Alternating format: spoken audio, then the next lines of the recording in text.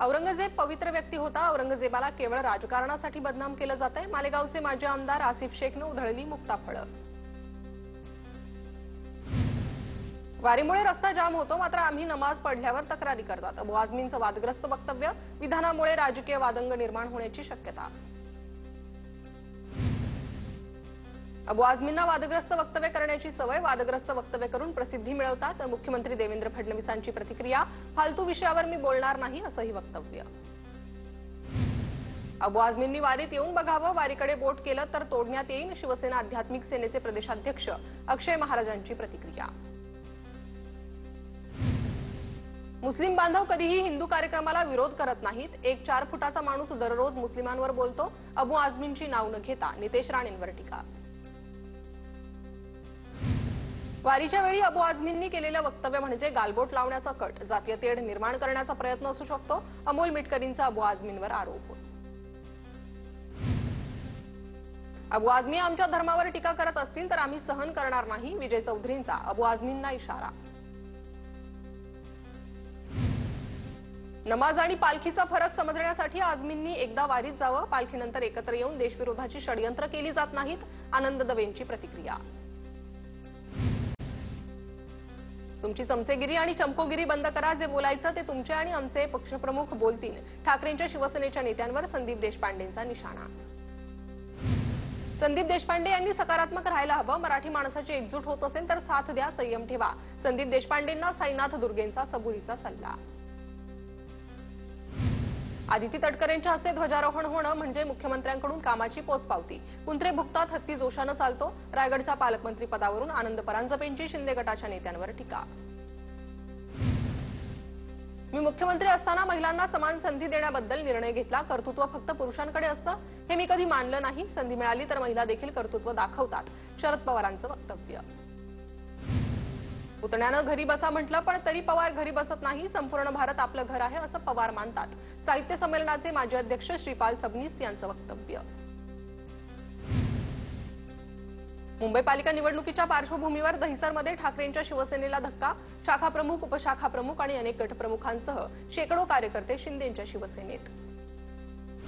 कल्याण डोंबिवलीत ठाकरेंच्या सेनेच्या पदाधिकाऱ्यांवर गुन्हा दाखल. केडीएमसीवर मोर्चा काढल्याप्रकरणी बाजारपेठ पोलीस ठाण्यात गुन्हा दाखल. आमदार विक्रम काळे यांच्या पीएकडून सरपंचपतीची फसवणूक. बीडमधील सरपंचपती उत्तरेश्वर खताळ यांची 6,70,000ची फसवणूक. खासदार शोभा बच्छाव यांच्या उपस्थितीत उद्योजकांची बैठक. नरडाणा बाभळे येथील उद्योजकांच्या मागण्या शासन दरबारी मांडणार. खासदार डॉक्टर शोभा बच्छाव यांच्याकडून भूमिका स्पष्ट. नंदुरबार जिल्ह्यातील सातपुड्याच्या दुर्गम भागातील जिल्हा परिषदेच्या शाळांसाठी नव्या इमारती मिळाव्यात. आमदार आमशा पाडवी यांची शिक्षण मंत्री दादा भुसे यांच्याकडे मागणी. धुळे जिल्हा परिषद आणि पंचायत समितीच्या निवडणुकीत गट आणि गणरचनेसाठी संगणकीकृत नकाशाचा वापर होणार. त्यामुळे गावांचं विभाजन टळणार. नंदुरबार जिल्ह्यातील ग्रामीण भागात पंतप्रधान आवास योजनेअंतर्गत 2,58,000 घरकुल मंजूर. आमदार विजयकुमार गावितांची माहिती. संत तुकाराम महाराजांची पालखी लोणी काळभोरमध्ये विसावली. लोणी काळभोरमधील विठ्ठल मंदिरात तुकोबांच्या पालखीचा मुक्काम. पालखी दर्शनासाठी भाविकांची मोठी गर्दी. अहिल्यानगरच्या श्रीरामपूरमध्ये सद्गुरू गंगागिरी महाराज पालखीचा रिंगण सोहळा रंगला. पालखीतील हजारो वारकऱ्यांवर जेसीबीतून फुलांचा वर्षाव. रिंगण सोहळ्यानं श्रीरामपूरच्या नागरिकांच्या डोळ्याचं पारणं फेडलं. आषाढी यात्रेत पंढरपूर शहर आणि परिसरात तब्बल 10 दिवस मांस विक्रीला बंदी. आषाढी यात्रेच्या आधी 7 दिवस आणि नंतर 3 दिवस पंढरपूर शहर आणि पालखी मार्गावर मांस विक्री बंदी असणार. पालकमंत्री जयकुमार गोरेंचा मोठा निर्णय. उजनी धरणातून सोडलेलं पाणी पंढरपुरात दाखल. चंद्रभागेच्या पात्रात एक लाईफगार्ड बोट आणि 10 प्रशिक्षित स्विमर तैनात. 14 एप्रिल रोजी पंढरपूरहून सुरू झालेली ग्लोबल वारी यूकेत दाखल. नेपाळ, चीन, रूस, बल्गेरिया आणि फ्रान्स अशा 21 देशांच्या सीमा ओलांडून वारीची लंडनच्या टॉवर ब्रिज येथे सांगता. 7 समुद्रापार टाळ मृदुंगाच्या आणि ढोल ताशांच्या गजरात पादुकांचं स्वागत. आंबोलीतील मुख्य धबधब्यावर पर्यटकांची गर्दी. पर्यटकांनी गर्दी केल्यामुळे काही वेळ घाटात वाहतूक कोंडी. त्यामुळे घाटातून प्रवास करणाऱ्या वाहन चालकांना मनस्ताप सहन करावा लागला. रत्नागिरीतील प्रसिद्ध देवस्थान असलेल्या मार्लेश्वरमधील धबधबा प्रवाहित. मंदिरात दर्शन घेण्यासाठी आलेल्या भाविकांसाठी धबधबा आकर्षणाचा केंद्रबिंदू. जळगावच्या शेळगाव बॅरेजमधून 2600 क्युसेक पाण्याचा विसर्ग सुरू, 50 मीटरने दरवाजे उघडले, शेतकऱ्यांसह नागरिकांना पाणी टंचाईपासून दिलासा. चंद्रपूरमध्ये पाऊस लांबल्यानं केवळ 49,000 हेक्टरवर पेरण्या, मृग नक्षत्रात पाऊस लांबल्यानं पेरण्या खोळंबल्या, जिल्ह्यातील शेतकरी चिंतेत. बुलढाण्याच्या चिखली तालुक्यात 65% पेरण्या पूर्ण, मात्र पावसानं दडी मारल्यानं शेतकऱ्यांवर दुबार पेरणीचं संकट. नंदुरबारच्या किरकोळ बाजारपेठेत लोणच्यासाठी लागणाऱ्या कैरीची आवक, कैरी खरेदी करण्यासाठी महिलांची मोठ्या प्रमाणात गर्दी. मे आणि जून महिन्यातील पावसामुळे धुळे जिल्ह्यात महावितरणला 50 लाख रुपयांचं नुकसान, अधीक्षक अभियंता नीरज वैरागडे यांची माहिती. तळोदा आणि धडगाव तालुक्याला जोडणाऱ्या चांदसैली घाटाची दयनीय अवस्था, घाटात दरड कोसळण्याची भीती. गणेशोत्सवासाठीच्या जादा एसटी बसेसचं आरक्षण 24 जून पासून सुरू होणार. दरवर्षीप्रमाणे गणेशोत्सवासाठी सिंधुदुर्ग रत्नागिरीपर्यंत एसटीच्या जादा गाड्या सोडल्या जाणार. पालघरच्या शिरगाव चौपाटीवर गैरसोय होत असल्यानं पर्यटकांमध्ये नाराजी, चौपाटी नजीक शौचालय आणि चेंजिंग रूम नसल्यानं महिला पर्यटकांची गैरसोय. बदलापुरात सिग्नल यंत्रणेचं काम अंतिम टप्प्यात, पालिका मुख्याधिकारी आणि पोलीस अधिकाऱ्यांनी कामाचा आढावा घेतला. सिग्नल यंत्रणा सुरू झाल्यानंतर बदलापुरातील वाहतूक कोंडीला आळा बसणार.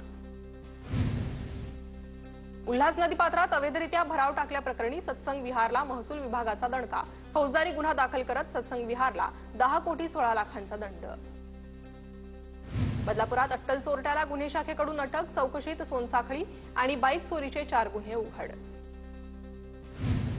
10 वर्षीय अल्पवयीन मुलीवर अत्याचार करत आरोपीकडून व्हिडिओ शूट, मुंबईच्या जोगेश्वरी पूर्वच्या मेघवाडी परिसरातील धक्कादायक घटना, पोलिसांकडून 24 वर्षीय तरुणाला आणि त्याच्या 21 वर्षीय मैत्रिणीला अटक.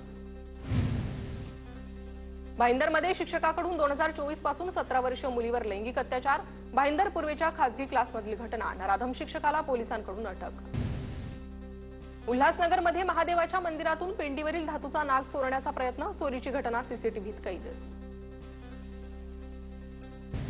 मुलाच्या दारू पिण्याच्या व्यसनामुळे जन्मदात्या पिताकडूनच मुलाची निर्घृणपणे हत्या, जळगावच्या कसबा पिंपरीमधील घटना, फत्तेपूर पोलीस ठाण्यात गुन्हा दाखल, मृताचे वडील, भाऊ आणि काकांना अटक. मिरजमध्ये वाढदिवसाच्या बॅनरखाली गाठोडं ठेवत जादूटोणा केल्याचा नागरिकांचा आरोप. बॅनरखाली पहिल्या दिवशी हिरवं, दुसऱ्या दिवशी लाल गाठोडं आढळलं. कुठल्याही अंधश्रद्धेवर विश्वास ठेवू नका, अंधश्रद्धा निर्मूलन समितीचं नागरिकांना आवाहन. पुणे बँगलोर राष्ट्रीय महामार्गावर वाऱ्यामुळे होर्डिंग पडलं, होर्डिंग रस्त्यावर अचानक पडल्यामुळे दुचाकीवरील 1 जण जखमी, वाहतूक पोलिसांनी होर्डिंग हटवल्याची माहिती. डॉक्टर नरेंद्र दाभोळकर हत्या प्रकरणात हिंदूविरोधी षडयंत्र रचलं गेलं, दाभोळकर हत्या आणि मी या पुस्तकातून लेखक विक्रम भावे यांचा आरोप.